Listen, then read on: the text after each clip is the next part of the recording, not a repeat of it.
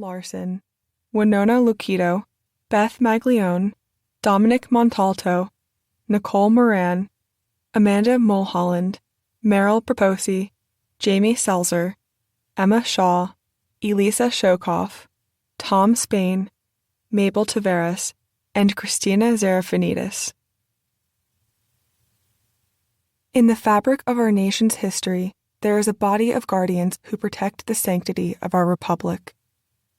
I extend heartfelt gratitude to the United States Capitol Police. Your courageous defense of the Capitol and the democratic principles it represents is an enduring reminder of the sacrifices made by those who preserve the ideals of freedom and justice. Thank you to the members of Congress and staff who served on the January 6th committee. These individuals shone light on the perils our nation faced that day. Their commitment to the task at hand, regardless of political affiliation, exemplifies the strength of our institutions. A special thank you to Kristen Ammerling, Dan George, Tim Hapefee, Joe Marr, John Wood, and Hannah Moldavan for your professionalism and intellect. Alyssa Farah Griffin is a true American patriot who I am fortunate to call my dear friend. When courage was scarce, Alyssa chose to speak out, a testament to her fidelity to our nation. I cannot overstate the impact that Alexander Butterfield has had on my life. His allegiance to the oath he swore is a reminder that the pursuit of justice is an obligation that should never waver. May his legacy continue inspiring future generations to find their moral compass in the face of adversity. This journey would not have been possible without the generosity of Alston and Bird. Beyond their legal expertise, the entire law firm became a source of encouragement and support, a reminder that no one should face the challenges of life alone. Richard Hayes, Mary Benton, Stephen Simrell, Alicia Badley, Mary Fertitta, Dale Foster, and Alex Wolf. Thank you for renewing my sense of resilience and transforming my perspective on the power of community. Bill Jordan and Jody Hunt, you changed the trajectory of my life for good. Thank you for representing and caring for me as though I were your own.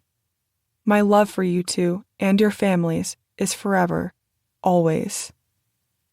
And finally, I want to extend my deepest appreciation to Liz Cheney.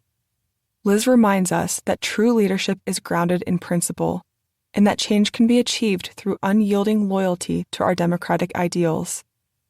May this book serve as a testament to the transformative power of leaders like Liz, who inspire us to be agents of the truth in our republic and beyond. That we, as individuals, are enough. Author's note. As I write this, it has been just over a year since I testified before the House Select Committee to investigate the January 6 attack on June 28, 2022. I chose to come forward to provide the committee and country with my truthful and candid observations of events that preceded the attack on the United States Capitol. I chose to come forward in enough to share how I arrived at that moment and what happened afterward. I relied on information both personal and public to write this memoir. My memory, text messages, call logs, journal entries, notes, calendars, and government interview transcripts. The essence of moments in dialogue are rendered according to my best recollections. Names and identifying characteristics of some individuals have been changed. Prologue. How had I gotten here?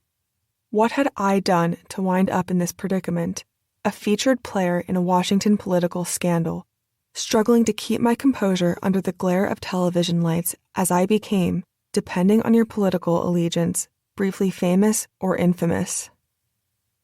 The Cannon Caucus Room is one of the largest and grandest rooms in any of the House office buildings. With its high ornate ceilings and chandeliers, it looks like a Hollywood set that's meant to transform the often cramped and dingy reality of government office space into a majestic hall of power. As Representative Liz Cheney of Wyoming would observe in a subsequent hearing, it had been home to the historic talks for women to be able to vote a century earlier.